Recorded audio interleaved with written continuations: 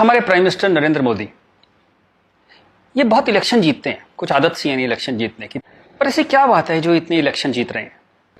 भक्त कहते हैं कि ये उनका करिश्मा है। हेटर्स को वैसे तो कुछ समझ ही नहीं आया आज तक कि वो क्यों इलेक्शन जीत रहे हैं, पर वो भी अपनी एक थ्योरी बताते हैं कि ये हिंदू मुस्लिम डिवाइड करते हैं, इस वजह से जीत रहे हैं। इस पर मैं आज अपनी बात आपसे कहना चाहता हूं। मेरा ये मानना है कि नरेंद्र मोदी नाम का कोई शख्स है ही नहीं, ऐसा कोई आदमी है ही नहीं। He is just a face to express a deep anguish. इस देश के अंदर, इस देश के सबकॉन्शियस में कुछ बहुत गहरे जख्म है, कुछ बहुत दर्द है, कुछ बिट्रेल है, कुछ धोखे हैं। उनको एक्सप्रेस करने का कभी मौका नहीं मिला था इस देश को। एक मौका मिला, उस मौके का नाम है नरेंद्र मोदी। सवाल यह है कि ये गंगा जमनी तहजीब, ये कौमी यकजहती, ये भाईचारा, ये गुलदस्ता, ये कितना सच है? हिंदू मुस्लिम में दरार है या नहीं? मिसट्रस्ट है या नहीं? ये सब कुछ ठीक है, ये सिर्फ बातें मोदी ने फैलाई हैं। क्या ऐसा है? आज हम इसको टेस्ट करेंगे, इस सवाल को आज हम टेस्ट करेंगे। क्या आपको मालूम है सन 1800 से इस देश में हिंदू मुस्लिम दंगे हो रहे हैं? 1926 में पूरे देश में दंगे हुए थे। क्या यूपी, लाहौर, मुंबई, तमिलनाडु, कोलकाता, सब जगह अलग अलग वक्तों में दंगे होते रहे हैं। तो ये जो एक गंगा जमनी तहजीब है, ये कहां है? अगर इतने दंगे होते रहे, 100 साल से दंगे हो रहे हैं, तो कहां है ये गंगा जमनी तहजीब? चलिए एक और तरह से देखते हैं। आजादी का आंदोलन चला, गांधी जी हमारे लीडर थे, हम सब उन्हें प्यार करते हैं, बहुत आदर करते हैं, कोई इसमें डाउट ही नहीं है। अंबेडकर से गांधी जी का एक बार टकराव हुआ, तो गांधी जी ने आमरण अनशन कर दिया अंबेडकर के घर के सामने। ये बात है 1932 की। आखिर में अंबेडकर को झुकना पड़ा, पूना पैक्ट हुआ, और अंबेडकर ने एक बात कही जो बहुत प्यारी है, जो मैं गैलीलियो की बात, टक्कर की बात मानता हूं, नेवरदलेस इट मूव्स, उस टक्कर की बात मैं मानता हूं। अंबेडकर ने कहा, बात तो मेरी सही है, लेकिन इस वक्त आपकी जान चली जाए ये ठीक नहीं है, क्योंकि अभी देश को आपकी जरूरत है आजादी के लिए, तो मैं अपनी मांग वापस लेता हूं। हालांकि बात तो मेरी सही है। कितनी प्यारी बात थी। उस आमरण अनशन से अंबेडकर को झुकना पड़ा। 1939 कांग्रेस का अधिवेशन तिरुचुरी, सुभाष चंद्र बोस जीत गए थे कांग्रेस अध्यक्ष के लिए, सीतारामैया हार गए थे। लेकिन गांधी जी ने कहा कि नहीं, बोस नहीं बनेंगे, वरना मैं छोड़ दूंगा कांग्रेस, ये वो, बहुत कुछ टेंट्रम थ्रो किया। तो सुभाष चंद्र बोस ने त्याग पत्र दिया। यहां भी गांधी जी की जिद आगे आई। अंग्रेजों के खिलाफ भी उन्होंने भूख हड़ताल करी, तो अंग्रेजों को झुकना पड़ा। तो लोगों के दिल में ये सवाल है, मेरे दिल में सवाल था, जब मैं 7th 8th स्टैंडर्ड में था, तो मैंने अपने टीचर से पूछा था, जब जिन्ना ने कहा कि इस देश का पार्टीशन होगा, बंटवारा होगा, तो गांधी जी ने उसके घर के सामने आमरण अनशन क्यों नहीं किया? इस सवाल का जवाब कौन देगा? मुझे आज तक इस सवाल का जवाब नहीं मिला। खैर, उसके बाद जिन्ना अड़ गए तो पार्टीशन हुआ। 47 में पार्टीशन में करीबन 15-20 लाख डेड बॉडीज, जो हिटलर नहीं कर पाया, 15-20 लाख डेड बॉडीज हमने देखी। कुछ करोड़, 1-1.5 करोड़ लोग यहां से उजड़ के वहां गए, वहां से उजड़ के यहां आए। पूरी ह्यूमन हिस्ट्री में इससे ज्यादा डेंजरस, इससे ज्यादा खतरनाक चीज कुछ नहीं हुई। शायद वो रवांडा टूटसी में जो प्रॉब्लम हुई, वही इसकी टक्कर की प्रॉब्लम होगी। सैकड़ों सैकड़ों औरतों को नंगा करके सड़क पे चलाया जाता था, उसे पिंड यात्रा कहते थे। इतनी दर्दनाक चीज, बट ये हुआ क्यों? And who failed? किस वजह से इतना बड़ा पार्टीशन हुआ? सिर्फ एक वजह से कि मुस्लिम्स ने कहा हम आपके साथ नहीं रहेंगे। और आप बकवास आज भी करे जा रहे हो गंगा जमनी तहजीब की, कौमी यकजहती की। 20 लाख लाशें गिर गई, आप अभी भी सच का सामना नहीं करोगे? उसके बाद जो पार्टीशन से लोग आए, यहां बहुत सारे शहरों में रहे, और अगले 20, 25, 30 साल बड़ी गरीबी में रहे। ना उनके पास पैसे थे, ना कैंप बोल दिया जाता था, वहां कैंप में रहते थे। बहुत तकलीफों से उन्होंने 20-30 साल बिताए। अब तो वो लोग नहीं है, गुजर गए, लेकिन उनकी वो दर्द की, वो जो रोंगटे खड़े कर देने वाली उनकी कहानियां थी, वो कहानियां जिंदा है। वो लोग जिंदा नहीं है, पर वो कहानियां जिंदा है। और याद रखिएगा, कहानियां अपने हीरो से, अपने कैरेक्टर से ज्यादा उम्र रखती हैं। जीसस चले गए, कहानियां हैं। राम चले गए, कृष्ण चले गए, उनकी कहानियां चलती हैं हजारों सालों से। तो वो लोग चले गए, पर वो कहानियां इस देश के सबकॉन्शियस में चली गई हैं, कलेक्टिव सबकॉन्शियस में वो कहानियां हैं। इसलिए जो आप हेट्रेड देखते हैं हिंदू मुस्लिम की, वो बड़ी एब्स्ट्रैक्ट सी हेट्रेड है, उसकी कोई शेप नहीं है, आप मालूम भी नहीं पड़ता किस वजह से या किस चीज के लिए, पर वो है।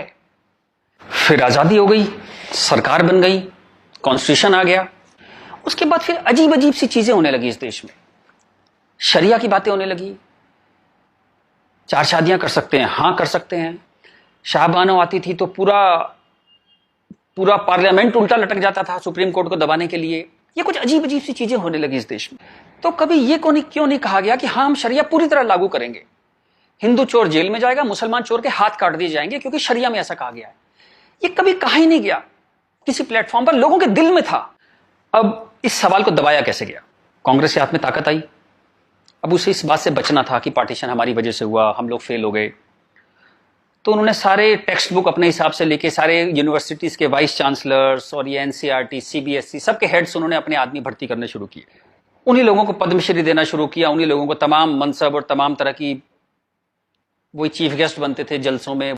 सारी टेक्स्ट बुक वैसी छपने लगी, जहां बस यही बताया जाता था कि दे दी हमें आजादी, बिना खड़क बिना ढाल। और वो जवाहरलाल नेहरू या फूल लगाते थे और उस बच्चे उन्हें चाचा नेहरू कहते थे। लाइसेंस राज था, सारा प्रेस उन्होंने कंट्रोल किया, और खुद वो बड़े मजे से रोजा इफ्तार की पार्टियों में जाते थे। वो पार्टियां जहां ये बताया जाता था कि कोई मिसट्रस्ट नहीं है इन दोनों कौमों के बीच में, बढ़िया दावतें खा रहे थे, रोजा इफ्तार कर रहे थे। कांग्रेस बिकेम अ मछली मार पार्टी। उन्होंने मुस्लिम वोटों की फिशिंग स्टार्ट कर दी, यहां से फिशिंग स्टार्ट हुई। और अगेन वही बात, कैरेट, एक बार जब बात समझ में आ गई तो फिर जितने नए नए लीडर आने लगे, लालू, मुलायम and so on, Mamata Banerjee, सब वही फिशिंग में लग गए। मैं एक बड़ा इंटरेस्टिंग एक अपना परसेप्शन देना चाहता हूं आपको। ब्रिटिशर्स जो 47 में इंडिया छोड़ के चले गए, मान लीजिए आजादी के बाद वो यहीं रह जाते, मान लीजिए जैसे साउथ अफ्रीका में हुआ। वहां से जब अंग्रेज छोड़ के गए तो सारे अंग्रेज छोड़ के नहीं गए, बहुत सारे अंग्रेज वहीं रह गए अफ्रीका में। आप उनकी क्रिकेट टीम देखते हैं ना, सारे उनके ग्रीम स्मिथ और पोलक और सब उनके एबीडी, सारे उनके प्लेयर्स जो हैं, जो नेशनल हीरोज हैं, वो वाइट हैं। एक दो रबाडा वगैरह, रबाडा और वो सब खेल लेते हैं, बट मोस्टली वाइट्स खेलते हैं। अंग्रेज वहां से छोड़ के नहीं गए, वहीं रह गए। खैर, नेल्सन मंडेला ने उनको इतना खूबसूरती से हैंडल किया कि उस देश में भी वरना पार्टीशन होता और ऐसा ही खून बहता, पर वो इतने ही स्मार्टली उन्होंने हैंडल किया। वो एक अलग कहानी है, पढ़िएगा उसके बारे में। इस दुनिया की सबसे इंस्पायरिंग कहानियों में से है जो मंडेला ने किया। Great great guy. खैर, अगर यहां ऐसा होता कि ब्रिटिशर्स यहां रह जाते, तो मैं आपको मेरा ये एक आकलन है, तो 20-30 साल बाद एक पॉलिटिकल पार्टी पैदा होती जो उनके वोट की फिशिंग करती, और हमें ये समझाया जाता कि हिंदुस्तानी और ब्रिटिशर्स में कभी कोई झंझट था ही नहीं। They were friends, they were happy. हम मिलके होली, दिवाली, ईद मनाया करते थे। और ये जनरल डायर, ये तो आप झूठी बातें हैं, जलियांवाला बाग में गोली चला दी जनरल डायर ने, ये सब एग्जेजरेशन है, राइट विंगर्स ने पैदा किया है। अगर अंग्रेजों के भी वोट यहां पे होते तो ये झूठ चलता रहा, और Hindus got sick of it. पर कहने का कोई रास्ता नहीं था, कोई आउटलेट नहीं था इस बात को कहने का, कोई ऐसा चेहरा नहीं था वो जिसके साथ वो बात कहते कि वो एम्पैथी से हमारी बात सुनेगा। अब यहां मैं थोड़ी सी डिटूर लेना चाहता हूं। कांग्रेस ने इस देश की बहुत सेवा की है। अगर इतनी मॉडर्न आउटलुक के नेहरू जी ना होते तो देश यहां तक ना पहुंचता। उतनी भयंकर गरीबी में जब दंगे भी थे, वॉर भी थे, नेहरू जी ने इसरो के बारे में सोचा, एटॉमिक पावर के बारे में सोचा, आईआईटीज के बारे में सोचा। Great guy. जो उनकी अच्छाइयां वो अच्छाइयां हैं, बट इसी के साथ जो गलतियां भी उन्होंने बहुत बड़ी करी। एक इतनी बड़ी चीज को, एलिफेंट इन द रूम जिसको बोलते हैं, डायनासोर आपके सामने खड़ा था, आप उसे एड्रेस, उसका सॉल्यूशन नहीं निकाल पाए। कम से कम हाँ तो कहते डायनासोर खड़ा है। और झूठ ऐसे ऐसे चलाए, जैसे कश्मीर के बारे में झूठ चलाया। 370 का तो कुछ हो नहीं सकता भाई। महाराजा हरि सिंह ने यही शर्त पे विलय किया था कश्मीर का, क्योंकि 370 उन्होंने तब किया, तो कुछ हो ही नहीं सकता इसका। अब पता लगा ये झूठ है, महाराजा हरि सिंह ने ऐसा कुछ साइन ही नहीं किया था।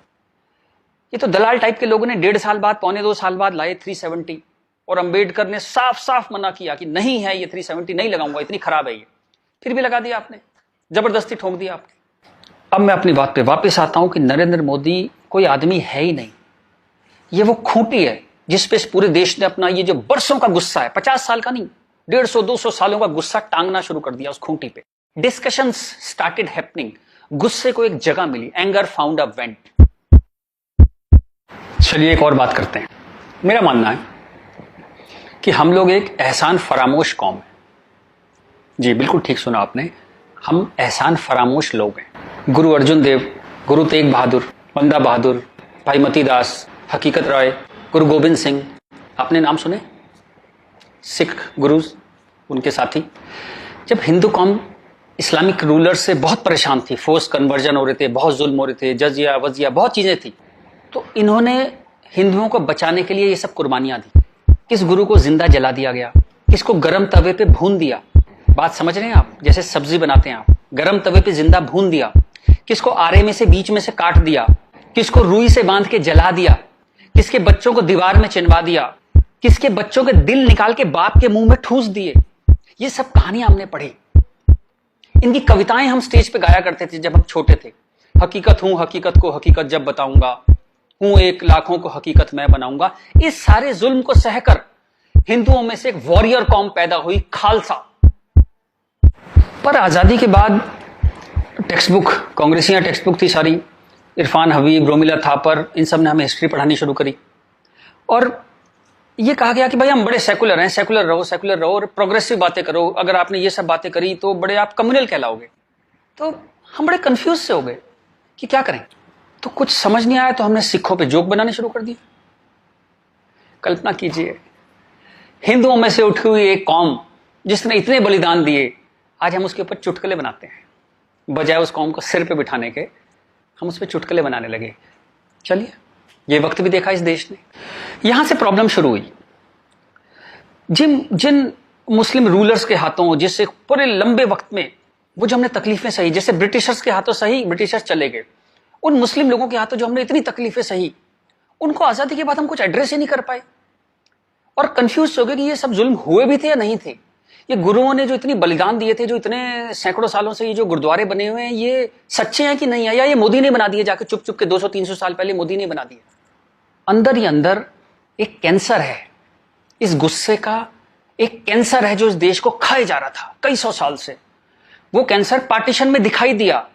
आपके 2 हाथ काटने पड़े, एक भारत एक पाकिस्तान बन गया, एक बांग्लादेश बन गया, 2 हाथ कट गए आपके अंदर इतना बड़ा कैंसर था। लेकिन आप क्या करते हैं? आप लिपस्टिक लगाते हैं, पाउडर लिपस्टिक लगा के आप कहते हैं भाई everything is well, all is well. चलिए इस प्रॉब्लम को एक और तरह से देखते हैं। तो ये भारत, पाकिस्तान, बांग्लादेश तीनों को मिला दें तो करीबन 50 करोड़ मुस्लिम लोग हैं यहाँ पे रहते हैं। ये कहां से आए? इतने मुस्लिम तो अरब में भी नहीं है, मिडिल ईस्ट में इतने मुस्लिम नहीं है। इस देश में पारसी भी आए, बुद्ध हैं, राजपूत हैं, सिख हैं, बहुत कौमें हैं, ये क्यों नहीं हो गए 50 करोड़? इस क्वेश्चन का क्या आंसर है? फिर एक दलाल टाइप के जो लोग हैं उन्होंने एक नया नैरेटिव स्टार्ट किया। ये पिछले 25-30 साल से ज्यादा जोर पकड़ा इस नैरेटिव ने, 20-25 साल से, कि ये प्यार से कन्वर्ट हो गए। ये हिंदू ही थे, प्यार से कन्वर्ट हो गए। वेरी गुड, वाह। ये कहा गया सूफी संत आते थे, दरवेश, फकीर, वकीर आते थे और लोग प्यार से कन्वर्ट हो गए। मैं आपको एक एग्जांपल देता हूं। जैसे हमारा एक बहुत बड़ा देश था, ऐसे एक बहुत बड़ा देश था पर्शिया। वहां पारसी रहते थे और वो कलाओं में, ट्रेड में, एजुकेशन में बहुत ऊपर देश था। उसकी वो पूरी सिविलाइजेशन बहुत हाई पे थी। ये मिडिल एजेस की बात है। मुस्लिम्स का अटैक हुआ, करीबन 25-30 साल में एक भी पारसी जिंदा नहीं बचा। सारे देश छोड़ के भाग गए, मर गए, लूट, हत्या, बलात्कार। और 25-30 साल में एक नया इस्लामिक मुल्क बन गया। बाद में जिस मुल्क का नाम पड़ा ईरान। सारे पर्शियंस कहां गए? कुछ भाग के तो हिंदुस्तान भी आ गए थे। वो प्यार से कन्वर्ट हो गए। ऐसा प्यार इस दुनिया ने कई बार देखा है। अफ्रीका में, एशिया में ऐसा प्यार 25-30 कंट्रीज ने बर्दाश्त किया है और वो 25-30 कंट्री टोटल इस्लामिक बन गए। और लेटेस्ट कश्मीर, जब वहां से 3 लाख 4 लाख हिंदू भगाए गए तो वो प्यार से भागे वहां से और पूरा कश्मीर इस्लामिक हो गया। Make no mistake, it's a caliphate. जो बगदादी करता है खलीफा जो अपना साम्राज्य बनाता है जहां सिर्फ मुस्लिम होते हैं और अगर गैर मुस्लिम है तो उन्हें डिम्मी बन के रहना पड़ेगा, खत्म होकर रहना पड़ेगा। वो कैलिफेट है इस्लाम की। इस वक्त कश्मीर में, हिंदुस्तान में कैलिफेट है। 1921 में मालाबार में दंगा हुआ था, वहां भी कैलिफेट बनाने की कोशिश की गई थी। कुछ 50,000 या 1 लाख हिंदुओं को बाहर निकाल दिया था वहां से, फोर्स्ड कन्वर्जन किया था। तो तब नहीं बना पाए, लेकिन आज कश्मीर में कैलिफेट है। ध्यान रखिएगा, ये आपकी गुलदस्ता और कश्मीरियत, जमहूरियत, इंसानियत सबके बीच में एक कैलिफेट बन गई। लेकिन आप कहते हैं कुछ हुआ ही नहीं है। और जब ये 3-4 लाख हिंदू वहां से भगाए गए 1 महीने के अंदर, तब कॉन्स्टिट्यूशन सो रहा था, इंटेलेक्चुअल सेमिनार कर रहे थे, गंगा जमनी तहजीब पे सेमिनार कर रहे थे और इस तरह की तमाम रोजा इफ्तार की दावतें चल रही थी। Happy, everybody was happy. और जो पूरी तरह इस्लामिक नहीं बना, उसके टुकड़े हुए, जैसे हिंदुस्तान के टुकड़े हुए, सूडान के टुकड़े हुए, और आपकी और हमारी जिंदगी में, हमारे लाइफ टाइम में स्वीडन का टुकड़े होंगे। आज से 15-20 साल के अंदर स्वीडन टूट जाएगा। ये एक प्रोसेस है जो पूरी दुनिया में चल रहा है।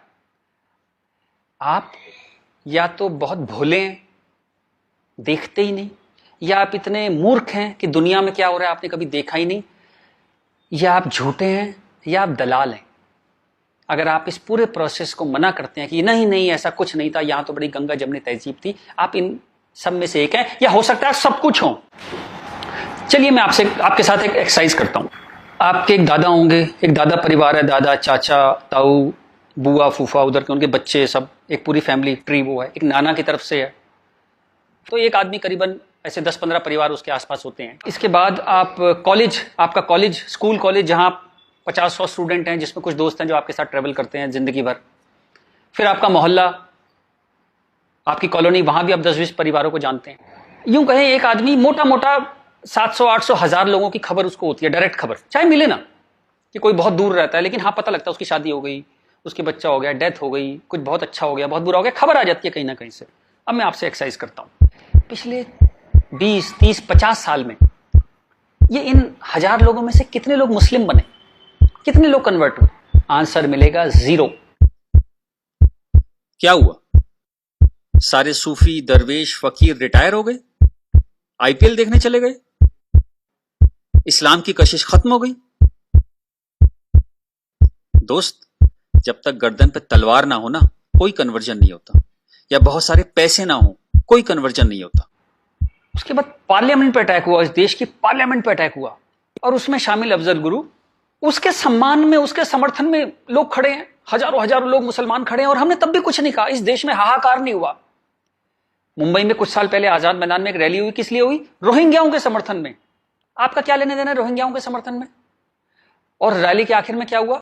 जो शहीदों के लिए स्मारक बना है, फौजियों के लिए, शहीदों के लिए जो स्मारक बना है, उसको जूते मार मार के तोड़ दिया। इतनी नफरत आपके मन में इस देश के लिए, और कोई कुछ कहता ही नहीं, कोई कुछ कह ही नहीं पा रहा था।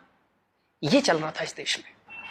तो ये जो एक हेट है, ये इन दोनों कौमों में रही, और वो एक हेट, वो एक नफरत जो थी, वो कभी, it never became a past history, distant history, कभी नहीं हुआ। वो रोज रहा, कभी वो अफजल गुरु के रूप में आ गई, कभी वो क्रिकेट मैच के रूप में आ गई, कभी कश्मीर, कभी आजाद मैदान, वो हमेशा कभी ना कभी उसके न्यू एडिशंस आते रहते थे। एक और एक्सरसाइज करते हैं।